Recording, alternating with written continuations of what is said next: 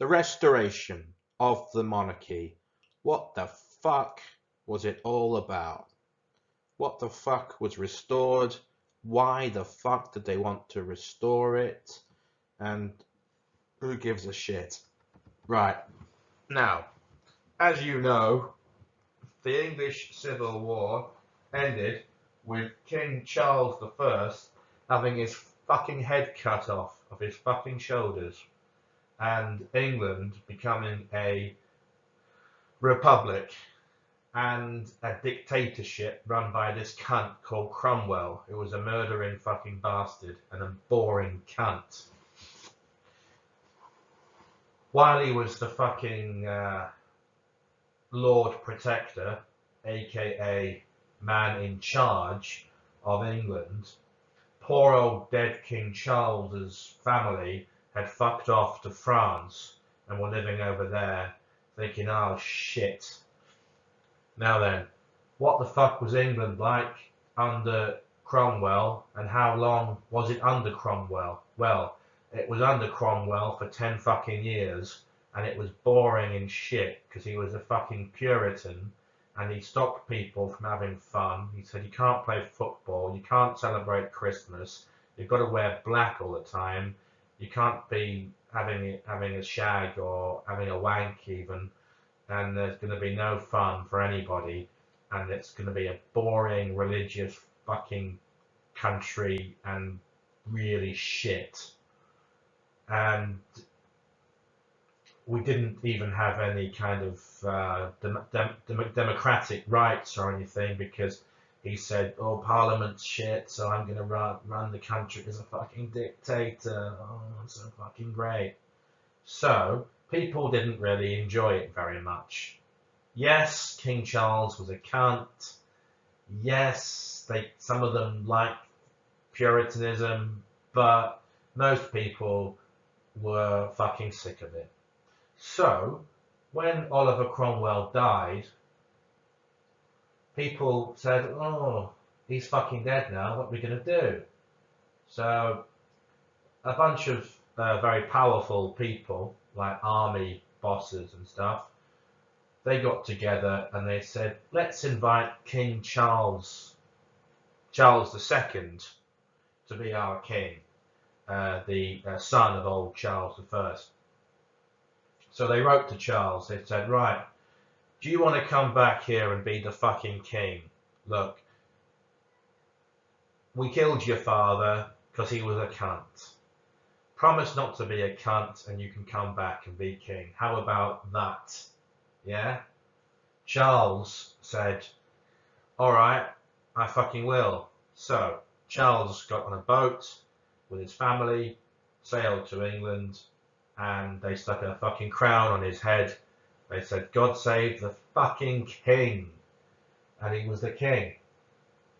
First thing he did was killed everybody that had killed his father. He said, I'm just going to kill these cunts first, if you don't fucking mind. Where's Cromwell? He's fucking dead. Dig him up, hang him, and bury him again, which they did. A bit of a cuntish thing to do, in my view, but there it is. They didn't like the fucker. What did Charles II do? Well, he shagged loads of fucking women. He was fucking all over fucking them on the left, fucking him on the right. He had more prostitutes than I've had breakfasts. He was a big shagger, and he probably had loads of sexually transmitted diseases. And they called him the Merry Monarch because he used to like having a good fucking time. He had lots of illegitimate children with different women, but he didn't have any legitimate children at all, which was a fucking problem, because if they were not legitimate, then they didn't fucking count for shit and they couldn't be king or queen. Charles was married to this Portuguese woman called Catherine of Braganza, and she had to put up with a lot of fucking shit being his wife because he was a bit of a philandering, shagging cunt. And she was a poor, suffering cow. Who was the heir to the throne? Well, it was his brother, James. We talked a lot about the religious problems that happened in England over the last 100 years or so, and it still wasn't completely fixed. England had become Protestant. There were still some Catholics, and the Catholics were being treated like shit. Many of the people who fought in the Civil War didn't like Charles because they thought he was a bit too much like a Catholic, and they didn't like that he was married to a Catholic, and that was part of the fucking problem. This problem got worse because Charles, dead Charles, that is, his children actually were Catholics because they took their mother's religion, not their father's, and they kind of kept it secret.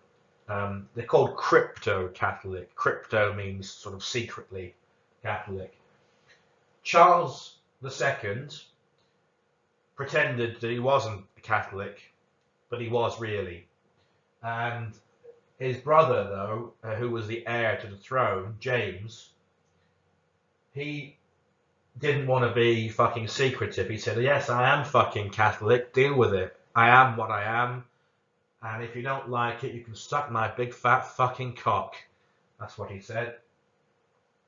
So, a lot of people who hated Catholics were pissed off. They said, oh fucking hell, Charles has probably got fucking syphilis and he's going to die soon, and then we're going to have a fucking Catholic as king, and we don't fucking want that. So what the fuck are we going to do? So a bunch of these cunts got together and they said, we're going to make a plan to get rid of James. And they went around telling loads of fucking lies about James, saying that he was going to rebel against the king, that he was a traitor. But it was all bullshit. And they found out that it was bullshit. And these people that were talking bollocks, they all got fucking put in prison and shit. Next, they tried to force Charles to unname his brother James as heir and to make one of his bastard sons the heir instead. And Charles said, fuck off. No, when I die, James is going to be the fucking king, and if you don't like it, you can suck my big fat fucking syphilis infected cock. So that didn't go very well. Now, Charles didn't last 5 fucking minutes, and he did drop dead. And his brother James did become the fucking king, and he was a fucking Catholic, and he didn't give a fuck. And he was saying, right, Catholics now can do whatever they fucking want. We're not going to treat them like shit anymore. I've got some good friends who are Catholic like me. I'm going to give them some good jobs, and we're going to stop treating them like fucking shit. And a lot of the Protestants said, oh, fucking hell, we don't like this. Fucking hell, James. Fuck's sake. Fucking Catholics. So, a group of powerful people got together and they had a plan to get rid of James. James had a daughter called Mary who was married to her own cousin, who was the king in the Netherlands. He was the Prince of Orange, and his name was William. And William of Orange was therefore James's nephew and son-in-law. So the plan was that they would invite William of Orange to invade England and take over the country, and then he and his wife could be king and queen of England, and that the English would rise up and join them when they got here. So that's what they fucking did. And they call it the Glorious Revolution. That's what they fucking call it. Anyway, so James had to fuck off because they came after him, you know. He was like, fuck this, I'm gonna fucking go. And he ran away. He fucked off to France. And we had William of Orange on the throne and Mary by the way, they were Protestants, both of them. Now, the Latin for James is Jacobus. Some people didn't like what was happening to James. They said it's not fucking fair kicking him out. He's the rightful king. You can't fucking do that. It's bullshit. Those people were called Jacobites. And James had still got a lot of friends in France, and he got an army, and he wanted to come back and take over and be king again. So he got some French soldiers, and he went to Ireland, because Ireland, there's a load of Catholics in Ireland, and they're more likely to be friendly to him because he's a Catholic. So he went to Ireland, and he got the Catholics together, and then he went to Northern Ireland, and in Northern Ireland there's quite a lot of fucking Protestants, and they said, fuck you, James, we don't fucking like you, you're a cunt. So James and his fucking army were fighting against these cunts.